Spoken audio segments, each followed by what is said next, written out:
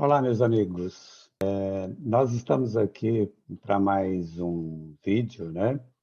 E hoje nós vamos tratar do regime de bens nas uniões afetivas, né?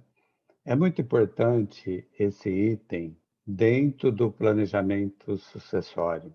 Vamos fazer vários vídeos, um na sequência do outro. Hoje, especificamente, eu vou conversar com vocês sobre a comunhão parcial de bens, as suas implicações no caso de separação e naqueles casos de causa-mortes. O regime de comunhão parcial de bens, ele se aplica tanto aos casamentos celebrados de forma formal, né? Se não houver um pacto antinupcial, a regra é a comunhão parcial de bens, e também para aqueles casos de união estável onde não tem um contrato definindo qual seria o regime de bens. Então, sem maiores delongas, vou compartilhar minha tela do computador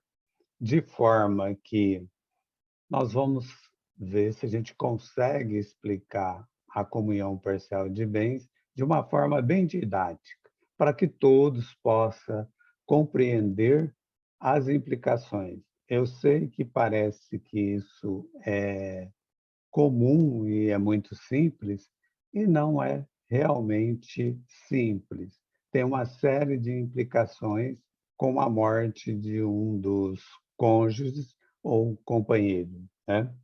Então vamos lá.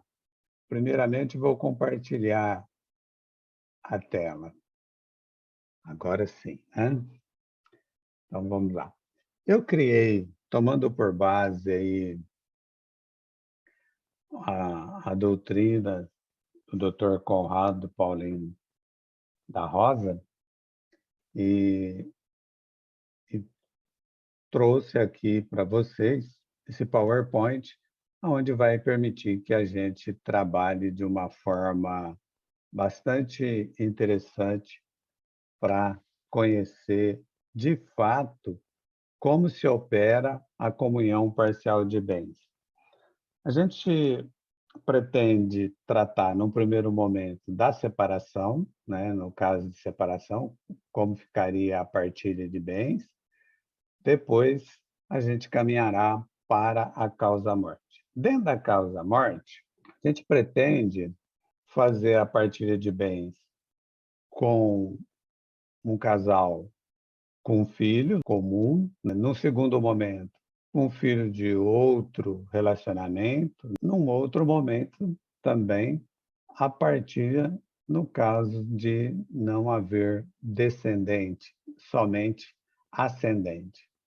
Então, sem maiores delongas, vamos começar, né? Bom, nós estamos falando aqui de comunhão parcial de bem. Pensamos em um casal que casou formalmente, né? Estão casados, e que quando do casamento A tinha um patrimônio particular de 300.000 reais. B tinha um patrimônio de 400.000 reais. Depois de um certo tempo de casamento, conseguiram constituir um patrimônio comum de, vamos colocar aqui, um, 1.200.000. Como eu disse, primeiro vamos falar no caso de separação, com essa situação patrimonial, né, que está aqui estampada. 300 para A, de bens particular, patrimônio comum de 1.200.000 e patrimônio particular de B de 400 mil, desculpa. Bom, no caso de separação, não há qualquer comunicação dos patrimônios particulares, né, de A e B. Então, o que tem para ser partilhado com a eventual separação? Só o patrimônio comum. O patrimônio comum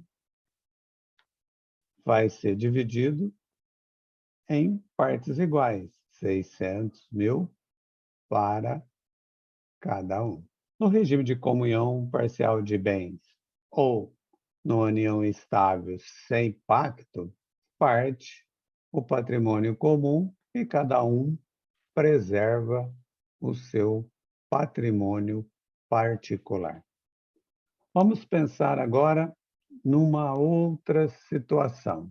300 mil de patrimônio particular, 1.200.000 de um patrimônio comum e 400 mil de um patrimônio particular de B. E lembrando, estamos falando de comunhão parcial de bens, tá? Se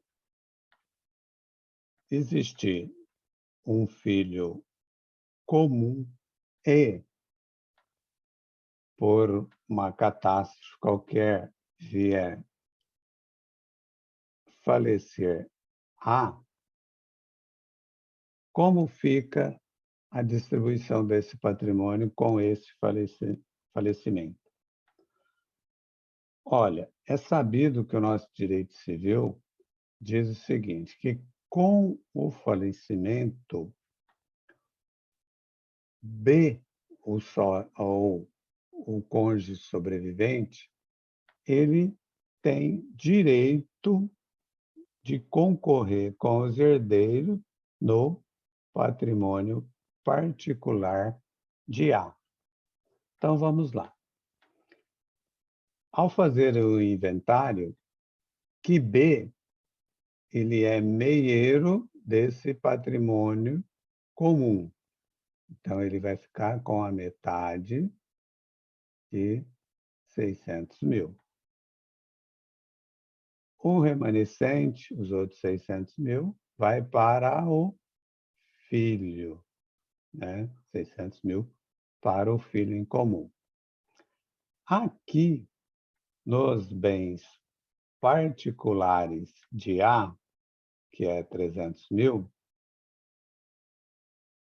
B vai participar. Então, o filho vai ficar com 150 e B com 150, que totaliza os 300 mil. Como ficará a situação agora depois dessa divisão de bens para o filho, né? O filho vai ficar com 600 dos bens comuns, mais 150 dos bens que eram particulares de A, totalizando 750 mil. E qual que é a situação de B? B, meieiro, em 600 mil, né, que é a metade do patrimônio comum, né? Mas quanto que ele vai receber de herança? Ele então concorreu com o herdeiro, na qualidade de herdeiro também, pelo patrimônio particular, que é os 150 mil, que é a metade de 300 do patrimônio de A, e ele ainda tem um patrimônio aqui particular, né, que não se comunica, né, nesse caso, é dele próprio, é de 400. Então, ele vai ficar com um patrimônio total de 1.150.000. Esse é o caso de alguém que tem um casal que tem um filho em comum e que vem a falecer um dos cônjuges. Vamos incrementar mais um pouquinho agora, mais uma situação. E essa situação, ela vai ser bastante peculiar, porque dependendo da situação concreta, pode trazer um prejuízo enorme para um dos herdeiros. Vamos pensar na seguinte situação hipotética, que A tem um patrimônio particular de 1.200.000. B tem um patrimônio particular de 400.000. A tem um filho oriundo de outro relacionamento, né? É de outro relacionamento. Então, esse filho não é filho de B, é filho de outra pessoa, é somente filho de A. E eles estão casados, né, há 2 anos, sob o regime, né, de comunhão parcial de bens. E nesses 2 anos, eles conseguiram constituir um patrimônio comum de 100.000. E vem a falecer A. A faleceu. Bom, veja que nessa situação, como a gente já disse, de acordo com o Código Civil, B, né, B vai participar da herança dos bens particulares, né? E já dissemos que também B, ele é meio dos bens comuns. Então, ele vai ficar com 50.000 aqui. E o filho vai herdar mais 50.000 aqui. Se, com a morte de A, B vai participar da herança de 1.200.000, então aqui vai ter uma partilha onde o filho de outro relacionamento vai receber 600.000 e B vai receber 600.000. Vamos ver como vai ficar a situação patrimonial depois dessa partilha? Então, vamos lá. O filho, que era só de A, ele vai receber 50.000 do patrimônio comum, mais 600.000 dos bens particulares de A, né? Na qualidade de herdeiro, então ele vai receber 650. Esse será o montante do patrimônio do filho. Vamos ver como ficou o patrimônio de B agora, depois disso? Bom, ele é meieiro, então ele recebeu 50.000. Ele também assumiu a condição de herdeiro, né? Ele recebeu 600.000 dos bens particulares de A. Ele tinha um patrimônio particular dele que, por enquanto, não se comunica com ninguém, de 400.000. Então, o novo patrimônio de B será de 1.050.000. Por isso que eu falei logo no início da nossa conversa o quanto é interessante fazer um planejamento patrimonial ainda em vida, que você pode amenizar esses impactos que pode vir a ocorrer após a sua morte, principalmente se você tem um patrimônio relevante e tenha filhos de outros relacionamentos, que não seja comum ao casal, tá? Então, isso é muito importante, né? Mas vamos tratar mais de uma situação aqui. Trabalhando com a comunhão parcial de bens. Vamos supor que A tenha um patrimônio de 1.200.000 e B tenha um patrimônio de 400.000. Estão casados aqui há 2 anos também, né, do mesmo jeito. Olha, isso é só um exemplo, né? Às vezes pode estar casado com mais tempo, né, e constituiu um patrimônio comum no valor de 100.000. Não, esse casal não tem filhos, mas A tem ascendente, né? Ascendentes. Pai e mãe. E A vem a falecer, né? Vamos ver como fica a partilha de bens e o novo patrimônio de cada um aqui, após a, a, a realização do inventário. Bom, quanto aos bens comuns, né, 100.000, nós temos aqui que B é meieiro, né? Essa condição de meieiro é sempre prevalecente, né? Então, ele tem direito a 50. O pai e a mãe são herdeiros aqui da filha, porque ela não tem descendente. Então, pai recebe 25 e mãe recebe 25. Olha, nós já dissemos que B, como a morte de A na comunhão parcial de bens, ele concorre com os herdeiros, né?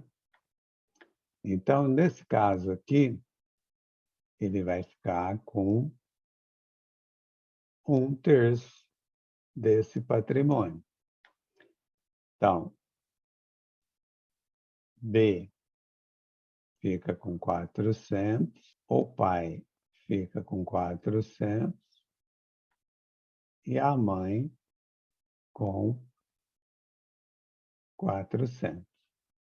Vamos ver como ficou essa partilha? O pai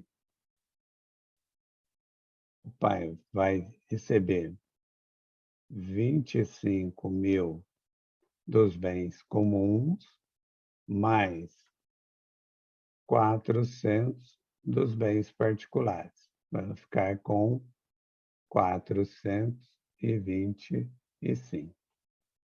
A mãe vai ficar a mesma coisa, né? 25 mais 400, que é igual a 425.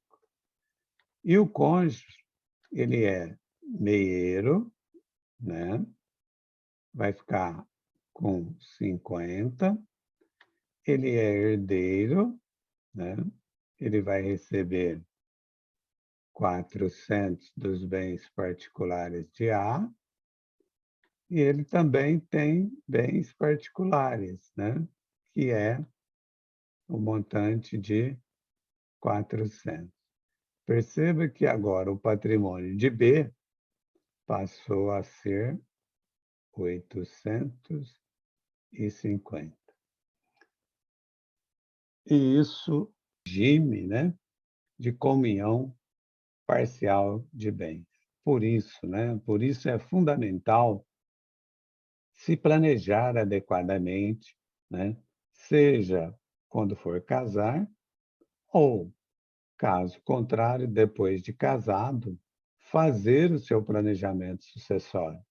E há um sistema de planejamento sucessório que a gente vem já tratando há algum tempo, né?